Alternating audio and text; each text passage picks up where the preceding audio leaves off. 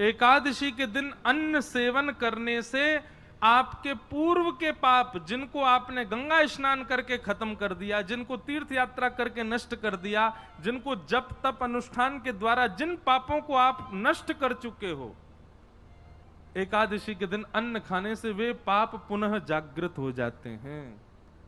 एक प्रकार से कहा जाए तो आपके द्वारा किए गए यज्ञ अनुष्ठान तीर्थ यात्राओं का जो फल आपको मिला वो नष्ट हो जाता है। इसलिए एकादशी के दिन अन्न सेवन नहीं करना चाहिए। लेकिन हमारी ब्रज की कई परंपरा हैं, जैसे हरिदासी, हरिवंशी, वहां पर एकादशी नियम नहीं है। जगन्नाथपुरी चले जाओ, वहां भी एकादशी नियम नहीं है। तो कई स्थानों पर एकादशी नियम नहीं है, कई संप्रदायों में भी एकादशी नियम नहीं है। तो ऐसा नहीं है कि वो लोग जब पाते होंगे तो उनको अपराध लगता है, नहीं लगता, क्योंकि उनकी परंपरा में जब नियम नहीं है, उनकी परंपरा का भाव भी तो बहुत सुदृढ़ है। जैसे हरिदास परंपरा, जहां पर श्री कुंज बिहारी लाल प्रकट भये, वहां पर नियम है कि वहां एकादशी ना हो। क्यों? उनकी भावना ऐसी है कि भैया हमने कल ठाकुर जी को भोग लगायो, अन्न को भोग लगायो, और आज पड़ गई एकादशी, तो ठाकुर जी के अधर से छुबो भयो प्रसाद में पाप कैसे आ सके? वो तो प्रसाद है, और या भावना से वो प्रसाद पावे। लेकिन एकादशी के दिन एक बात बहुत ध्यानपूर्वक सुन लीजिए, एकादशी के दिन कोई व्यक्ति आपके घर आयो और घर आकर के वाने आपको कोई प्रसाद अर्पित कियो, जैसे मान लो नाथ द्वार से आयो और नाथ द्वारा से आकर के वाने आपको दियो, बोले भैया श्रीनाथ जी को प्रसाद है, और वास में कहीं आपने कहा ओहो या में तो अन्न है, मेरा तो आज व्रत है, तो आपको अपराध लगेगा। इसलिए क्या करना है, घर में यदि कहीं भी तीर्थ से, मंदिर से यदि एकादशी के दिन प्रसाद आता और उसमें यदि अन्न है, तो अन्न बुद्धि रखनी नहीं है, वो प्रसाद है। उसके प्रति अन्न बुद्धि रखते ही वो प्रसाद का भाव नष्ट हो जाता है, फिर पाप लगेगा ही लगेगा उसको पाने से। इसलिए कभी भी यदि प्रसाद ठाकुर जी का घर में आवे, एकादशी का दिन हो, तुरंत उसमें से तिनका ही सही थोड़ा सा जिह्वा पे धारण करके स्वीकार करो, उससे पाप नहीं लगता है। बाकी वैष्णवों को एकादशी व्रत निश्चित रखना चाहिए।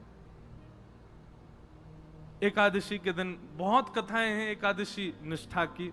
एक कथा तो यह है कि एकादशी के दिन पाप निवास होता है।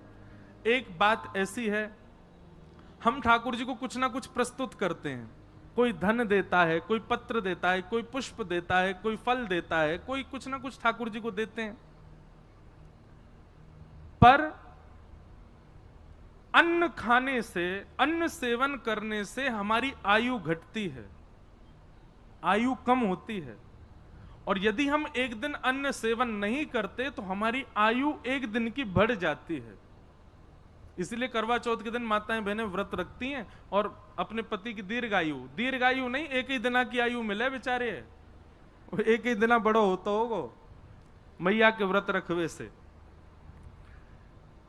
तो हम क्या करते हैं कि वो करवा चौथ वाले दिन माताएं क्या करती हैं, पति को देख के जलपान कर लेंगी और फिर रात में भोजन कर लेती, मतलब अपने पूरे दिन भूखे रह करके जो पूरे दिन की आयु थी माताएं वो पति को दे देती।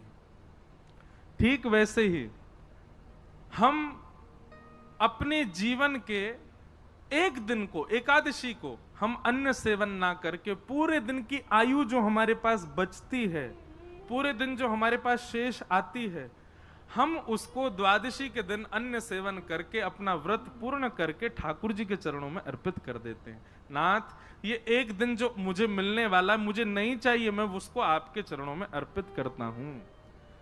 एक प्रकार से हम एक दिवस, अपने जीवन का एक दिवस ठाकुर जी को अर्पित कर रहे हैं।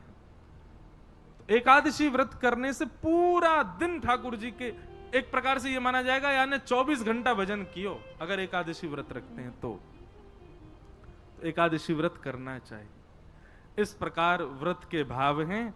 वैष्णव के अंदर 3 निष्ठा होनी चाहिए। सबसे पहले तुलसी निष्ठा, अपने कंठ में तुलसी धारण करे। दूसरी नाम निष्ठा, एक नाम जाप जरूर करे। अब इसमें भी 2 बात सुनिएगा, मंत्र जाप अलग बात है और नाम जाप अलग बात है। आपके गुरु ने जो आपको दिया है वो मंत्र है। वो मंत्र आप आसन पर बैठ करके करिए, शुद्ध अवस्था में करिए, सुबह सुबह करिए। पर नाम आप कभी भी जप सकते हो, कहीं भी जप सकते हो, कैसे भी जप सकते हो। नाम जपने में कोई अपराध नहीं लगता। लेकिन गुरु मंत्र के प्रति, अब हमारे श्री वैष्णव संप्रदाय में तो ऐसा ही है, गुरु मंत्र हर जगह चलते फिरते उठते बैठते नहीं करना चाहिए। एक ही बार दिन में बैठ करके करो, जितनी माला करनी उसी समय कर लो। बाकी भगवत स्मरण, कृष्ण कृष्ण कृष्ण कृष्ण कृष्ण, श्री राधा श्री राधा श्री राधा श्री राधा, गोविंद गोविंद गोविंद गोविंद, गोपाल गोपाल गोपाल, या फिर महामंत्र के रूप में भी नाम ही है हरे कृष्ण, अभी भी कर सकते हो, चलते फिरते उठते बैठते। बस हाँ ये है कि अपवित्र अवस्था में मत करो। वैसे तो कई जगह नियम है कि कैसे भी करो, अपवित्र अवस्था में भी कर सकते हो। पर कब गलती से हॉस्पिटल चले गए और वहां पे बिस्तर पे पड़े हैं, नहीं नहाए 2 दिन से, वहां लेट के, मर्यादा ऐसी बन गई कि आपत्ति काल है, तब आप कर सकते हो। बाकी बिल्कुल स्वस्थ हो, हट्टे टगड़े हो, बिल्कुल स्वस्थ अवस्था में हो, उसमें भी अपवित्र अवस्था में यदि जपो तो फिर यार थोड़ा तो एक ध्यान रखो कि हम थोड़ा भाव रखें वाक्य प्रति। तो एकादशी व्रत, ये 3 निष्ठा वैष्णव के चित्त में होनी चाहिए, तुलसी निष्ठा, नाम निष्ठा और एकादशी निष्ठा। इन 3 निष्ठाओं के प्रभाव से भगवत दर्शन निश्चित होता है। तो एकादशी व्रत की बात बताई गई। तत्पश्चात अब यहां से रास पंचाध्यायी प्रारंभ होता है। अब बहुत सावधानी से बैठ जाओ सब लोग। अब हम रास की चर्चा करें। ब्रजभूमि है, ब्रजमंडल है, मथुरा है। वैसे देखो, एक हम आपको अभी से आवाहन कर दें, 14, 15, 16, 17 अक्टूबर 4 दिन विशिष्ट रास पर चर्चा होगी श्री गोवर्धन में। 14, 15, 16 और 17। तानपुरा चल नहीं रहा है, बस नेक कम करो। बोलो वृंदावन बिहारी लाल की। तो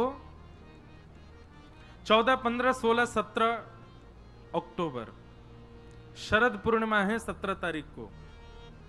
तो 14, 15, 16, 17 अक्टूबर गोवर्धन में कल यहां आई थी हमारी पूनम दीदी, वही करा रही हैं रास पंचाध्यायी पर कथा। तो 3 दिन की कथा तो 4-5 बजे से ही होगी शाम को। वो होगी राधा गोल्फ में, जहां उनका निवास है वहीं पास में ग्राउंड में होगी। लेकिन अंतिम दिन यानी कि 17 तारीख को शरद पूर्णिमा वाली जो कथा है, वो कथा होगी रात्रि 10:30 बजे से लेकर के रात्रि 1:30 बजे तक। और वो कथा होगी तलेटी में, श्री गिरिराज जी की तलेटी में। खुले पंडाल नहीं होगा, खुली जगह मैदान में, चंद्रमा के प्रकाश के नीचे केवल 2 छोटी छोटी लाइट होंगी। बा में व्यास जी ने टिमटिमा रहे होंगे थोड़े से, बाकी कोई को नहीं देख पाएगा। तो खुले आकाश में वो कथा होगी और खुले आकाश में बैठ करके सब ब्रजवासी जन और जो भक्त जन आएंगे सब लोग मिलकर के गोपी गीत को पाठ करेंगे। रास पंचाध्याय की कथा, रास बिहार होगा, अंधेरे में ही सब नृत्य करेंगे। तो ऐसी भावना है कि भैया वह अंधेरा में कहीं ना कहीं श्याम सुंदर आके कोई के संग तो रास कर जाएंगे। तो ऐसी भावना शरद पूर्णिमा की रात्रि को एक अति विशिष्ट वहां कथा होगी। 4 दिन चर्चा किसकी होगी? ठाकुर जी की अलग अलग प्रकार की रासलीला हैं, जैसे कि यमुना पुलिन की रासलीला, वन के भीतर की रासलीला, कुंज भवन की रासलीला, महलन की रासलीला, पर्वत गिरिराज जी की रासलीला। तो हर दिन एक एक रासलीला पर चर्चा होगी। यमुना जी पे कैसे है रही है, कुंज में कैसे है रही है, महल में कैसे है रही है, गिरिराज जी पे कैसे है रही है। और रसिक जनों के पद के साथ में वो कथा का क्रम विस्तार से वहां चलेगा। खूब आनंद आएगा। तब आइयों विस्तार से सुनाएंगे। अब तो हम नेक में ही थोड़ा थोड़ा कह करके चलेंगे। तो आओ रास की कथा में प्रवेश करें। भगवान पिता रात्रि शरदोत्फुल्ल मल्लिका विक्षरन्तुं मनश्चक्रे योग मायामुपाश्रित। सबसे पहली बात, मैं हर कथा में लगभग इस बात को कहता हूं कि रास का नाम सुनते ही अपने चित्त में नृत्य मत लेकर के आया करो। रास का मतलब नृत्य नहीं होता, रास का मतलब नाचना नहीं होता। रास का मतलब होता है मिलन।